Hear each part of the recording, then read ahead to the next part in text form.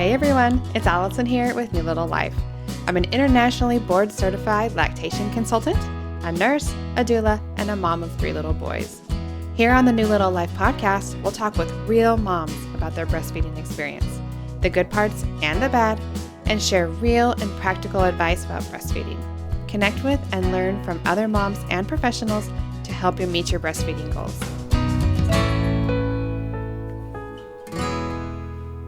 All right, here we go again, another great episode. Today we're going to be talking with Jaren. She's a registered dietitian and an IBCLC, just like me, which is an internationally board certified lactation consultant.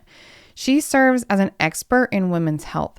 While continuing to practice in the field of eating disorder treatment, Jaren gained additional experience as an IBCLC to fuse her love of nutrition and women's health.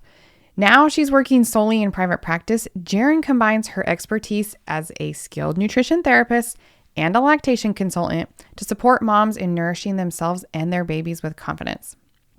In our interview today, she really opened up about her personal story, which I was so thankful she did. I really learned a lot from her, and it changed some views I had about specifically postpartum body image. She talks really candidly about her struggle navigating postpartum life after a rocky relationship with food, body image, and even struggling with an eating disorder.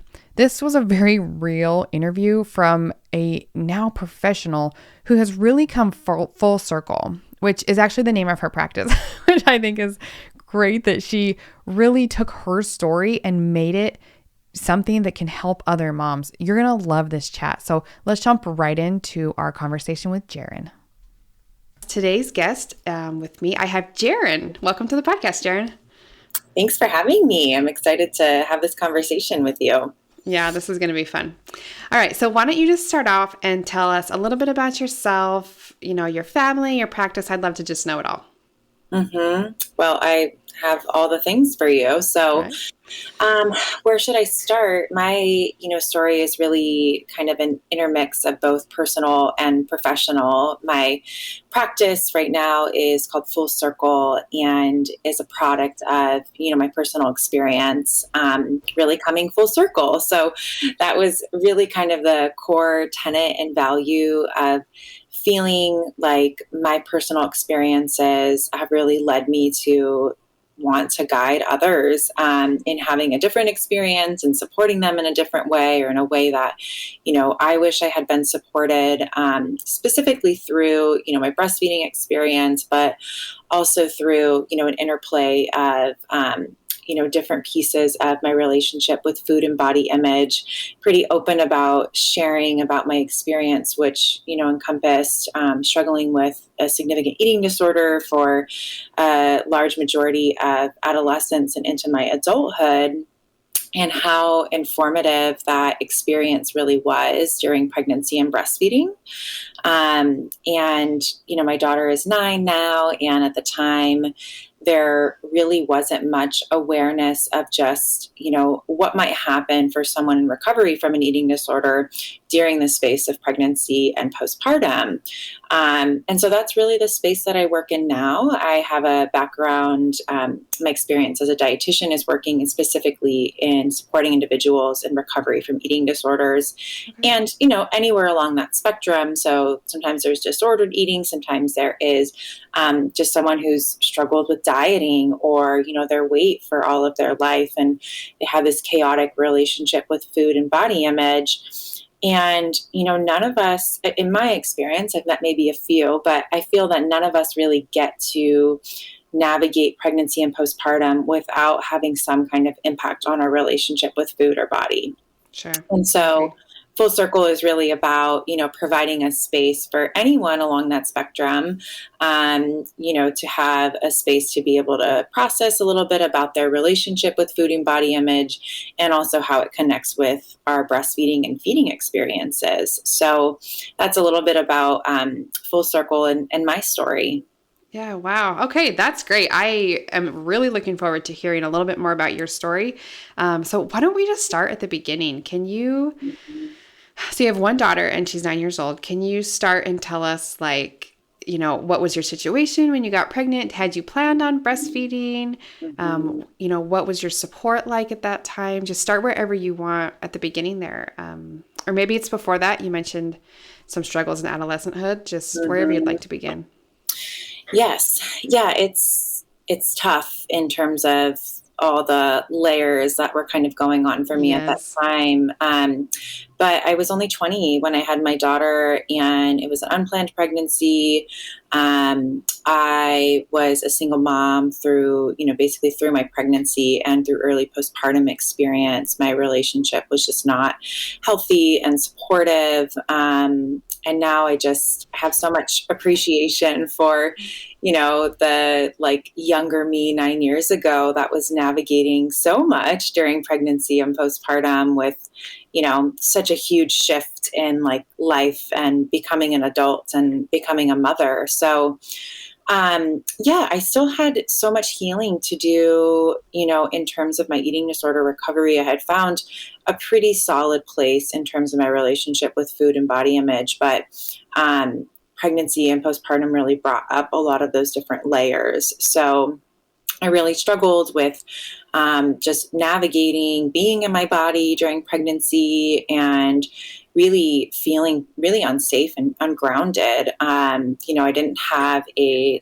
safe, supportive partner. I had, some close family and friends, but my friends were in college. They had a little different about place. What I was navigating during that time. Yeah. So I think, part of what my experience now has been is really understanding I just really didn't feel kind of accepted into this village of moms. And now I have such a great community of moms and support of all different ages and experiences. But that really impacted my breastfeeding experience because because of my own internal kind of thoughts and struggles, I didn't feel like I had access to these networks of support. So I knew that I wanted to breastfeed, and I did, but I didn't, have support of a lactation consultant except for in the hospital. And we did okay, but there was just this piece that I still don't really know how to describe other than feeling like I didn't have access or didn't belong in these networks of moms at that time. So that's what's so important to me now is everybody's included, whatever your experience is. We all have this, joint experience of motherhood, no matter what that is. Yeah. So had you kind of recovered a bit from that eating disorder you had in adolescence, early adulthood when you got pregnant, or was that still kind of a thing for you that just carried through? I'd love to know where you were at right there. Mm-hmm. Yes. Yeah. So I say, that I had a good amount of quote, quote, foundational work, and, everyone's experience is really different. Some people have access and get, the ability of going to treatment programs. I had a very limited amount of that earlier in my adolescence, but at the time of pregnancy, was not having frequent symptoms, but was more along the lines of just really being uncomfortable in my body. Throughout pregnancy, I would say it was pretty low grade, if that makes sense. Yeah, It wasn't as present for me. But postpartum and breastfeeding was really where I started to just notice within myself a lot of urges and thoughts around weight loss and wanting my body to be a certain way.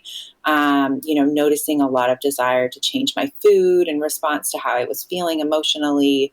And all of those pieces can be part of what, any of us might experience during postpartum. Sure. But if you specifically have a history of an eating disorder, those are red flags. Yeah. Wow, that's interesting. So we often talk about some of the physical challenges of breastfeeding. So in the first couple of weeks, just getting it figured out. Do you feel like that went pretty well for you? And then it was more the emotional kind of psychological stuff that was hardest for you. How was the actual physical act of breastfeeding? Did it go okay in the beginning?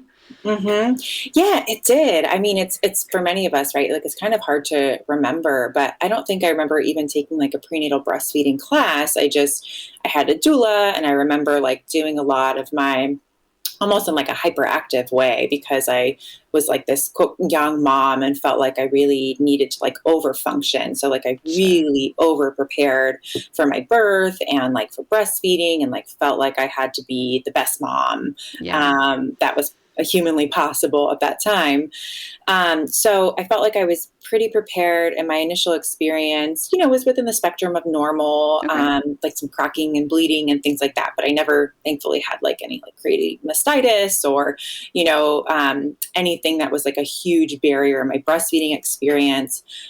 With the exception of something I talk about now is noticing, the interplay between breastfeeding and weight loss, which was a huge theme for me, and feeling like I really kind of relied on breastfeeding to help me feel like I was controlling my weight, or relied on pumping in order to feel like I could burn extra calories. And those are red flags too in the language we use when we're working with parents. And for me, in my personal experience, it was a red flag of, after that point, seeking some more support with therapy around my recovery. So I hear this a lot in mom groups, and I've heard professionals say this too. Like a pro of breastfeeding is that you can lose weight because you are burning more calories. And I see posts in mom groups on Facebook and stuff sometimes where moms will be like, is anyone not losing weight here? Like, am I the weird one? And there's many moms in that same boat, but I don't know why that's such a just like shared idea that breastfeeding can help you lose weight, which maybe it can. I don't know. Do you want to expound on that a little Mm-hmm. bit? What do you think? Yes, I mean, it's so different for everyone. My biggest hope is that like we can uncouple it. I think as lactation consultants, our hope is to really help the parents make informed decisions around feeding, whatever that means for their family, but that they're not going to be motivated by the idea that it is only going to help them, lose weight, or they are prolonging something. In a way that maybe isn't in attunement with their goals and their baby's needs, because of this connection that they think it has, towards weight. I don't know if you see this too, but I see a lot of parents who are wanting to discontinue breastfeeding because they hear that breastfeeding makes you retain weight or stops you from Yes, I've like also heard that as losing well. weight. Hmm. Yes. And, I think of what I share with my clients really often is just, that is an adaptive mechanism of our body. So especially when we're breastfeeding, it is about, conserving energy and helping our bodies really recover from birth. So, we can't fake the funk, essentially. We can't trick our bodies into trying to be in a place that feels unsafe for them energy wise, just because, we want to be more comfortable. So I think of like, what we consider like this mom pooch, right? And like Hmm. during our lactation training, I always share that, we learned that that's for the baby to do the breast crawl, and how amazing that is. And, actually retaining fat and adipose tissue is a survival mechanism in the case that, your baby needs extra energy if you weren't getting enough through your diet. That's accessible for your Yeah. baby. So I think there's a lot of reframing that I really try to do with my clients, on that piece, and also shifting expectations of, it is totally normal not to, lose weight during that time, depending on what your experience with food and weight has been before. Someone who's dieted their entire life and then, gains weight during pregnancy and then arrives in postpartum, that's going to be a totally different experience. Yeah. Wow. Wow. How interesting. Some of these things I just have never thought about in the way that you're describing them. Do Mm-hmm. you remember, in kind of going back to your personal experience here, do you remember at what point postpartum these kind of feelings and thoughts started to creep in? Because I'm just like remembering my most recent postpartum, and your body just kind of messed up from the beginning. Like it does not look like it used to. Mm-hmm. Was there a point where you're like, man, I should have bounced back by now? Or was it just like from the beginning postpartum, it was a struggle? Yeah, that's a great question. It really was this like 6 week mark because that was Sure. kind of all I knew, right? Like that's Mm-hmm. everything that I had read. It was like, okay, I can give my body, in my mind, it was like, that means I have permission to like Yes. relax for 6 weeks and I, don't need to worry about it. Like my body's still recovering from birth. But after 6 weeks, I should probably like get back on the wagon, so to speak, and like, kind of work on things. And so really from that place up until 3 months, I mean, I was really kind of actively really aware of, movements and nutrition and those pieces. And I mean, these are all like really important things to be aware of. I'm not, Sure. shifting away from that at all. It's just depending on what your birth experience was. And for most of us, all of us, 6 weeks is not enough. No. And you have permission to really meet yourself wherever you're at and to give your body whatever time and space it needs to heal. Yeah. The 6 week mark, I agree, is kind of in people's brains as like, you get 6 weeks and then you have to start real life again. And it's, I mean, in my opinion, it takes almost a year to really like get a body back. I don't want to say normal, to the new normal. You know what I mean? Mm-hmm. Mm-hmm. So, wow, especially these moms that go back to work at 6 or 12 weeks. I'm just like, Yeah, that's the U.S. Maternity system has some issues, which is a whole nother episode. But um, absolutely. wow. Okay. So even at 20 years old, you were kind of aware of these thoughts and feelings you were having. Did you find help at that point or did you muddle through on your own? Yeah, after that point, a few months, there's so many layers to my personal experience, which I'll just touch on because I feel like they're informative to understanding a little bit. But it was maybe my daughter was like 6 to 9 months old, and I really started actively kind of re-engaging with therapy again, and really started kind of working on some of these pieces. But during that time, there was the separation from my daughter's father, and just feeling, like I said, ungrounded and like a lack of support, which now is like a total trauma response to everything that was going Sure. on in my Yeah. life. And I always talk to my clients about, understanding that like eating disorders aren't about the food, right? Of like, these were symptoms of, what was going on for me internally at that time. And so when I started to have a little bit of safety and get a little bit more support therapeutically, it really helped me kind of step away from some of those what we call safety behaviors. So, Hmm. I was turning to food and to my body image, and it was like this huge distraction of like, oh my God, I'm 20 and I'm a single mom and I'm like going to college and doing this all on my own. And this is really hard. Yeah. So I started to get a language at that point. So you were in college to become a dietitian at the time. Is that correct? Mm-hmm. Yep. So, I was just starting some of my schooling at that point. yeah. So, how important was nutrition to you during your breastfeeding experience? Like, were you paying attention to what you eat, and how does that compare to now, how you kind of teach your clients and breastfeeding people how to eat while they're pregnant? Mm-hmm. Mm-hmm. Yes. So different because, um, and I don't know if a lot of people know this about people who become dietitians and what our training is like, but unfortunately, dietitians are one of the professions that have a really high incidence of eating disorders and disordered eating. Really? Yes. Why is that? I'm curious. Because we are, we really don't receive training on understanding all of the complex pieces of like the emotional and behavioral aspects of food and Oh, okay. nutrition. It is very embedded in like this, medical model of like, if you are overweight, that is bad. And like, here's what you need to do to control your weight. Um, so, my experience of like becoming a dietitian is like, well, I know a lot about food and I know a lot about nutrition. Like, let me Yeah. just tell other people what to eat. Which unfortunately is a lot of how a lot of people enter the dietetics profession. And it really wasn't until I was really solid in my recovery at that point. I was, what I consider recovered when I started to work in the eating disorder field, Okay. and just really realized, my paradigm was really different. So to kind of go back to your question about my nutrition during that time, looking back on it now, because I am fully recovered and I practice from a framework of what's called intuitive eating and health at every size. It was like very, what I would kind of describe as like careful, very like precise in terms of nutrition, like thought that I had to have like a perfect diet. Everything had to be really quote, quote, clean.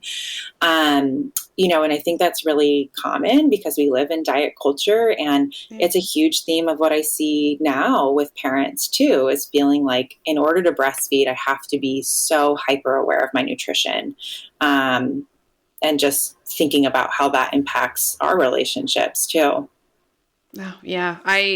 Moms often ask, like, what should I be avoiding? What should I be eating? And I do feel like some of them are hyper aware of, everything I eat, my baby gets. And this is super important. And it is, I mean, to some degree, So what do you kind of counsel people now? Like, where can they go to find what they should be eating or should not be eating? How much should they actually be stressing about this? Not stressing. Aware. How much should they be aware of what they're eating? Mm-hmm. Well, it's absolutely, a wonderful time to understand a little bit more about nutrition if you really haven't understood much about, how it impacts you and your body. And it certainly is something to really focus on to try to optimize things with your baby. Like, we all want to try to support our baby's health and our health as best as possible. Most of my clients know a lot about nutrition, and most of us do. We have so much information accessible to us, but it can just be that point of being really kind of hyper aware around it. So I really practice with my clients what's called gentle nutrition, which is a principle of this intuitive eating practice, which is what I teach. And gentle nutrition is really about, appreciating nutrition. And so understanding, like, yes, there are certain things that I can focus on during postpartum that are going to be supportive for me. And also, I just had a baby, so I'm going to keep some frozen, canned options, on hand, because they're going to be quick and easy. And that can also be nourishing for me. So really having this, what I call the middle path, or this gray area of like not having it be black and white and rigid and it has to be perfect, or all or nothing, but really having this gentle nutrition of like, I'm doing the best that I can and I'm going to be mindful of it, but I'm not going to stress, because when we start to stress, or when we, are perfectionistic around it raises our stress level, and that just undoes all the things that you're trying to do in your body. Yeah. Do you see any difference in moms that are breastfeeding versus moms that pump a lot? When you can see your milk, especially that fat separation, I feel like moms get really hung up on like the amount of fat layer they have in the milk. Do you see any correlation there with moms that are breastfeeding or moms that can see the milk that they produce? Correlation in terms of like how aware they are of their nutrition. Correct. Yeah, I don't know if I have seen that. I definitely see this like hyper awareness of, if you are pumping, not only can you see how much you're getting, which I think we see a lot, right? Because it's, just more like tangible, so to speak. I don't know if I have seen that so much in my experience, but I certainly really work with my clients on like understanding, like trying to move away from those external markers, which like the pump is one of them, right? Of like, how much am I pumping? Like how much fat is on top, and like really trying to get back in tune with our bodies and like, okay, how do we know your baby is getting enough? How do we know they're satisfied? How are you feeling physically after a breastfeeding? Do you have enough energy? Are you hydrating well? And like tuning into those internal pieces a little bit more. Oh, I love that mindset a lot better than the external factors, how you phrase that. Mm-hmm. That's great. Do you ever have clients who are just like, I don't have the time or the brain space to focus on nutrition like at all. I'm just going to eat whatever I want. You know what I mean? How bad is that for your breastfeeding baby? I mean, I kind of know the answer to, there's not a correct answer, but I'd love to know your thoughts on moms that are just like, I can't think about this at all. I don't have the brain space. Is that going to negatively affect my baby, Yeah, interesting. I don't think I've really seen that. But again, I might just be seeing a certain like population of clients Sure. in a certain area. But yeah, I mean, the answer that you and I know is that you don't have to have a perfect diet to breastfeed, and you're doing the best that you can. And sometimes doing the best you can is meeting your energy needs. It would be wonderful to, tune in a little bit more to like how it's making you feel and, optimizing some of the nutrients that are going to be higher during that time. But I would imagine like in a client situation like that individual is going to feel it after a certain point, right? They're going to feel it like physically. What kind of things do you think? Like, how would Yeah, you know if you needed to adjust your diet a little bit for you personally? yeah, I would say, I mean, we hear all the time, like hunger level is one. So that would be one. I mean, a lot of moms don't like, they're not paying as much attention to making sure they're eating enough, right? Like it's like you're all over the place and like, did I eat breakfast? Like, oh, I grabbed a handful of like something, but I don't really know what I had or if I had enough. So awareness of, your hunger and fullness levels would be one. And energy levels would be another one. That one's always kind of tricky and variable because, like, probably not getting enough sleep and your hormones are on a roller Sure. coaster, right? But I think of hunger, I think of our energy levels. I also think of our mental health and our mood. Okay. So, again, that one's tricky because depending on your birth experience, depending on just other factors overall in terms of your health history, you might be more susceptible to mood fluctuations overall. But if you are having huge swings and you're having a hard time regulating your emotions, that's usually going hand in hand with your blood sugar. So that would be another sign that, we might need some attention with nutrition. Yeah. So how do we stop this like weight and diet focused culture, especially with these postpartum moms, like how do you really tell them like you are fine, you don't Mm-hmm. have to lose weight. I mean, you don't have to lose weight ever, really. But especially there's a lot of pressure because your body looks very different after you have a baby. And if a mom wants to look better or feel better, does she have to wait, 1, 2, 3 years or whatever till she's done breastfeeding? Mm-hmm. I don't know. That was multiple questions in one, but Such a huge topic, and there's a few things that jumped out in my mind. The first one that I always speak on with this is really validating it. Like, I mean, you and I have had our own experiences with it, and like, especially as someone who like works in the field, like it is a really difficult experience. So I always validate and hold space for that because it is so uncomfortable, especially because we receive so many of these messages and we have this expectation that our bodies are just going to quote, quote, bounce back. But I try to look for like the underlying need.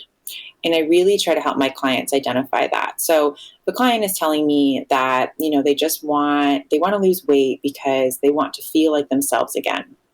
Or they just want like something to feel normal again, right? I okay. feel like it's more of what I gather from that, and this is going to be totally individualized, but it's usually like I need to feel like I can be good at something again. Like I need to know that I have like mastery over something. I have this baby. I don't know what I'm doing. I'm having to learn so many different things. Sometimes it can be, a symptom of needing more help and support too. So I try to like help kind of understand that it can really get twisted in the wires. But we need to kind of separate out like what is actually a concern around like food and weight and health and what's actually like an emotional need because it can really get tangled up. So that's one piece that really comes to mind is trying to like meet our needs first versus just going to food or going to weight or body image. And the second one is practicing what I call body neutrality. So not expecting ourselves to be in a place of like, I love my body and I'm totally happy with this. And, I would love that and support that for anyone, but a lot of us might not feel that way and that's okay. So holding some space to just can you be neutral around your body right now? You don't have to love it, but like, let's not be awful to our bodies and not take care of ourselves or not buy ourselves a new bra or new clothes because you're trying to lose weight to get back into them. It's just going to make you feel miserable. Let's try to just be neutral, like take good care of yourself right now and give your body some space. So those are, I could go on about a few other things, but those are the two kind of main themes that I'd really touch on. Wow. Okay. I'm taking that last one, that body neutrality thing. I'm going to use that in my life because as you were talking, not only is there this like weight and bounce back culture, there's also this other extreme culture that's like, love your postpartum body, love these changes that have happened. You're a mother, like call your stretch marks your like tiger stripes or something. And I have never, like many moms, resonated very well on that side either. I don't really love a lot of these changes, but I mean, I don't personally hate them either, but I really love what you just said about finding that place of body neutrality where it's okay that I don't love this. And I also need to not hate it, and just be there. So what a great place to be, I think, from postpartum moms. Yeah, it's such a good point. I think we've done such a better job of like trying to encourage parents, of like expecting that your body's going to be different. Right. But, just to validate that, like, it's okay to still be uncomfortable in that. Yeah. Wow. Okay. Let's talk about resources. So postpartum moms, they're all over because they're up breastfeeding at crazy hours and they're always online searching. So where are some places they can go for resources on, nutrition in breastfeeding, body image things? I don't know, any places that you can suggest that they go to find some good information to make healthy choices and be in a good place. Yes. Well, don't go down a Google rabbit hole. That's not helpful. And they're usually going to be, filled with different like weight loss messages because moms are a huge target, unfortunately, specifically around nutrition and postpartum. I wish every parent had access to a dietitian after birth. Me too. Yeah, just like an IBCLC, but somehow the dietitian thing hasn't really quite gotten there yet. But that's literally what we're trained to do, is help you decode all of the different messages around nutrition and get you evidence-based information that is individualized to your needs. Right. So you might not just be a breastfeeding parent. You might be a breastfeeding parent that has PCOS and has been dieting and weight cycling for all of your life. That is totally different than just Googling foods for breastfeeding. Right. Yeah, totally. So, I really would encourage, if you are wanting to have more support around nutrition, to look for a registered dietitian in your area, one that can meet with you virtually, because you're going to get the most individualized support. I also, authored the postnatal cookbook, which I think is a good place to start in terms of finding some of that basic information around nutrition in a way that's non-diet and isn't centered around weight loss. It's just supposed to help you support your nutrition stores and repletion and integrate some different recipes in there too. I talk about some of the resources that I use in my practice, which include the Intuitive Eating book and workbook. There's some wonderful resources on their website as well. So those are some good places to start. I'll mention one last one too, which is in the postnatal cookbook, which is Health at Every Size, which talks a little bit more about some of the concepts I've touched on today about like weight neutrality and different pieces in that nature. Oh, that's great. We'll put all of those resources down below in the show notes, so make sure you go and check those out.